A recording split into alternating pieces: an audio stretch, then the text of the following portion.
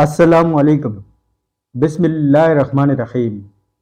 حضرت نواس بن سمان رضی اللہ تعالیٰ عنہ فرماتے ہیں کہ ایک دن رسول کریم صلی اللہ علیہ وسلم نے دجال کا ذکر کیا۔ چنانچہ آپ صلی اللہ علیہ وسلم نے فرمایا کہ اگر دجال نکلے اور بالفرض میں تمہارے درمیان موجود ہوں تو میں اس سے تمہارے سامنے جھگڑوں گا اور اس پر غالب آؤں گا، اور اگر دجال اس وقت نکلا جب میں نہ ہوں گا تو پھر تم میں سے ہر شخص اپنی ذات کی طرف اس سے جھگڑنے والا ہوگا، اور میرا وکیل اور میرا خلیفہ ہر مسلمان کے لیے اللہ تعالیٰ ہے۔ دجال جوان ہوگا، اس کے بال گھنگریالے ہوں گے اور اس کی آنکھ پھولی ہوئی ہوگی، گویا میں اس کو قطن کے بیٹے عبد العزیز سے تشبیہ دے سکتا ہوں۔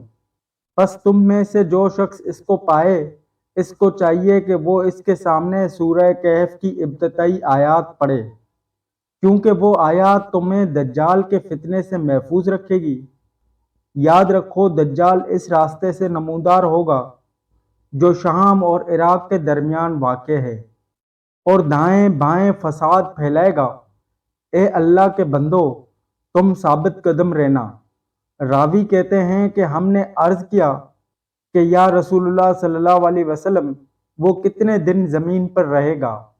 آپ صلی اللہ علیہ وسلم نے فرمایا کہ 40 دن، ان میں سے ایک دن تو ایک سال کے برابر ہوگا، اور ایک دن ایک مہینے کے برابر ہوگا، اور ایک دن ایک ہفتے کے برابر ہوگا، اور باقی دن تمہارے دنوں کے مطابق ہوں گے۔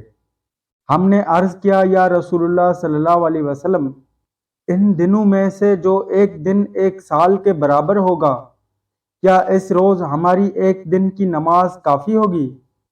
آپ صلی اللہ علیہ وسلم نے فرمایا کہ نہیں، بلکہ نماز پڑھنے کے لیے ایک دن کا حساب لگانا ہوگا۔ ہم نے عرض کیا یا رسول اللہ صلی اللہ علیہ وسلم، وہ زمین پر کتنا زیادہ تیز چلے گا؟ آپ صلی اللہ علیہ وسلم نے فرمایا کہ وہ اس ابر کی مان تیز رفتار ہوگا۔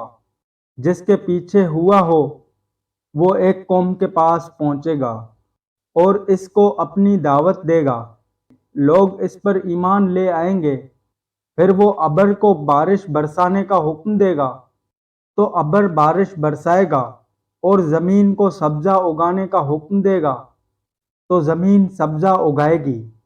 پھر جب شام کو اس کے قوم کے مویشی آئیں گے جو چرنے کے لیے صبح کے قوت جنگل و بیابان گئے تھے، تو ان کے کوہان بڑے بڑے ہو جائیں گے اور ان کی کوہیں تن جائیں گی۔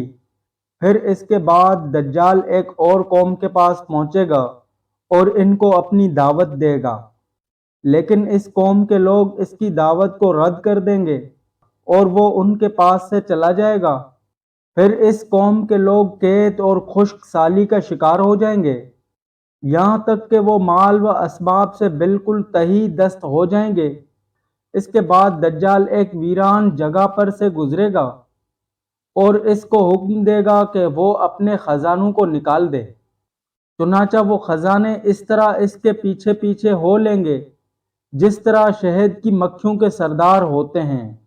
پھر دجال ایک شخص کو جو جوانی سے بھرپور ہوگا اپنی طرف بلائے گا اور وہ انکار کر دے گا، تو وہ اس پر تلوار کا ایسا ہاتھ مارے گا کہ اس کے دو ٹکڑے ہو جائیں گے، جیسا کہ تیر نشانے پر پھینکا جاتا ہے۔ اس کے بعد دجال اس نوجوان کے جسم کے ٹکڑوں کو بلائے گا، چنانچہ وہ زندہ ہو کر دجال کی طرف متوجہ ہوگا، اور اس وقت اس کا چہرہ نہایت بشاش، روشن اور کھلا ہوگا۔ غرضیہ دجال کی فریب کاریاں جاری ہوں گی کہ اچانک اللہ تعالیٰ مسیح بن مریم علیہ السلام کو نازل فرمائے گا، جو دمشق کے مشرقی جانب کے سفید مینار پر سے اتریں گے۔ اس وقت حضرت عیسیٰ علیہ السلام زرد رنگ کے دو پگڑے پہنے ہوں گے اور اپنی دونوں ہتھیلیوں کو دو فرشتوں کے پروں پر رکھے ہوئے نازل ہوں گے۔ وہ جس وقت اپنا سر جھکائیں گے تو پسینہ ٹپکے گا، اور جب سر اٹھائیں گے تو ان کے سر پر چاندی کے دانوں کی مانند قطرے گریں گے جو موتیوں کی طرح ہوں گے۔ یہ ناممکن ہوگا کہ کسی کافر تک حضرت عیسیٰ علیہ السلام کے سانس کی ہوا پہنچے اور وہ مر نہ جائے، اور ان کے سانس کی ہوا ان کی حد نظر تک جائے گی۔ پھر حضرت عیسیٰ علیہ السلام دجال کو تلاش کریں گے، یہاں تک کہ وہ اس کو باب لد پر پائیں گے اور قتل کر ڈالیں گے۔ اس کے بعد حضرت عیسیٰ علیہ السلام کے پاس وہ لوگ آئیں گے جن کو اللہ تعالیٰ نے دجال کے فتنے سے محفوظ رکھا ہوگا۔ حضرت عیسیٰ علیہ السلام ان لوگوں کے چہروں سے گرد و غبار صاف کریں گے اور ان کو ان کی درجات کی بشارت دیں گے جو وہ جنت میں پائیں گے۔ حضرت عیسیٰ علیہ السلام اسی حال میں ہوں گے کہ اچانک اللہ تعالیٰ کی طرف سے ان کے پاس یہ وحی آئے گی کہ میں نے اپنے بہت سے بندے پیدا کیے ہیں جن سے لڑنے کی طاقت کوئی نہیں رکھتا، لہٰذا تم میرے بندوں کو جمع کر کے کوہ طور کی طرف لے جاؤ اور ان کی حفاظت کرو۔ پھر اللہ تعالیٰ یاجون و ماجون کو ظاہر کرے گا جو ہر بلند زمین کو پھلانگتے ہوئے اتریں گے اور دوڑیں گے۔ ان کی تعداد اتنی زیادہ ہوگی کہ جب ان کی پہلی جماعت بحیرہ طبریہ سے گزرے گی تو اس کا سارا پانی پی جائے گی۔ پھر جب اس کے بعد آنے والی جماعت کا وہاں سے گزر ہوگا تو کہے گی کہ اس میں کبھی پانی ہوتا تھا۔ اس کے بعد یاجون ماجون آگے بڑھیں گے یہاں تک کہ جبل خمر تک پہنچیں گے جو بیت المقدس کا ایک پہاڑ ہے۔ پھر کہیں گے کہ ہم نے زمین والوں کو ختم کر دیا ہے، چلو آسمان والوں کا خاتمہ کر دیں۔ چنانچہ وہ آسمان کی طرف اپنے تیر پھینکیں گے اور اللہ تعالیٰ ان کے تیروں کو خون آلودہ کر کے لوٹا دے گا۔ اس عرصے میں خدا کے نبی اور ان کے رفقا یعنی حضرت عیسیٰ علیہ السلام اور اس وقت کے مومن کوہ طور پر روک کے رکھے جائیں گے، اور ان کے لیے بیل کا سر تمہارے آج کے 100 دیناروں سے بہتر ہوگا۔ چنانچہ اللہ کے نبی علیہ السلام اور ان کے ساتھی یاجون ماجون کی ہلاکت کے لیے دعا وزاری کریں گے، بس اللہ تعالیٰ ان کی گردنوں میں نخب یعنی کیڑے پڑ جانے کی بیماری بھیجے گا، جس سے وہ سب یک بارگی اس طرح مر جائیں گے جس طرح کوئی ایک شخص مر جاتا ہے۔ اللہ کے نبی حضرت عیسیٰ علیہ السلام اور ان کے ساتھی پہاڑوں سے زمین پر آئیں گے اور انہیں زمین پر ایک پالش کا ٹکڑا بھی ایسا نہیں ملے گا جو یاجون ماجون کی چربی اور بدبو سے خالی ہو۔ حضرت عیسیٰ علیہ السلام اور ان کے ساتھی اللہ تعالیٰ سے دعا کریں گے، تب اللہ تعالیٰ بختی اونٹ کی گردن جیسی لمبی لمبی گردنوں والے پرندوں کو بھیجے گا جو یاجون ماجون کی لاشوں کو اٹھا کر جہاں اللہ کی مرضی ہوگی وہاں پھینک دیں گے۔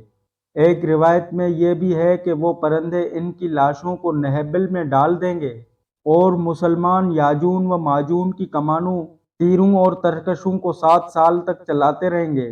پھر اللہ تعالیٰ ایک زوردار بارش بھیجے گا جس سے کوئی بھی مکان خواہ وہ مٹی کا ہو یا پتھر کا اور خواہ صنوف کا ہو نہیں بچے گا۔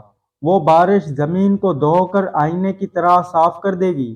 پھر زمین کو حکم ہوگا کہ اپنے پھلوں کو نکال اور اپنی برکت کو واپس لا۔ چنانچہ اس وقت 10 سے لے کر 40 آدمیوں تک کی پوری جماعت ایک انار کے پھل سے سحر ہو جائے گی، اور اس انار کے چھلکے سے لوگ سایہ حاصل کریں گے۔ نیز دودھ میں برکت دی جائے گی، یہاں تک کہ دودھ دینے والی ایک اونٹنی لوگوں کی ایک بڑی جماعت کے لیے کافی ہوگی، دودھ دینے والی ایک گائے لوگوں کے ایک قبیلے کے لیے کافی ہوگی، اور دودھ دینے والی ایک بکری آدمیوں کی ایک چھوٹی سی جماعت کے لیے کافی ہوگی۔ بہرحال لوگ اسی طرح کی خوشحال اور امن و چین کی زندگی گزار رہے ہوں گے کہ اللہ تعالیٰ ایک خوشبودار ہوا بھیجے گا جو ان کے بغل کے نیچے کے حصے کو پکڑے گی، اور پھر وہ ہوا ہر مومن آدمی کی روح قبض کر لے گی، اور صرف بدکار شریر لوگ دنیا میں باقی رہ جائیں گے جو آپس میں گدوں کی طرح مختلط ہو جائیں گے، اور ان ہی لوگوں پر قیامت قائم ہوگی۔ آج تک کے لیے اتنا ہی، ملتے ہیں جلد ایک نئی ویڈیو میں، تب تک کے لیے ہمیں اجازت دیجیے۔ اللہ نگہبان۔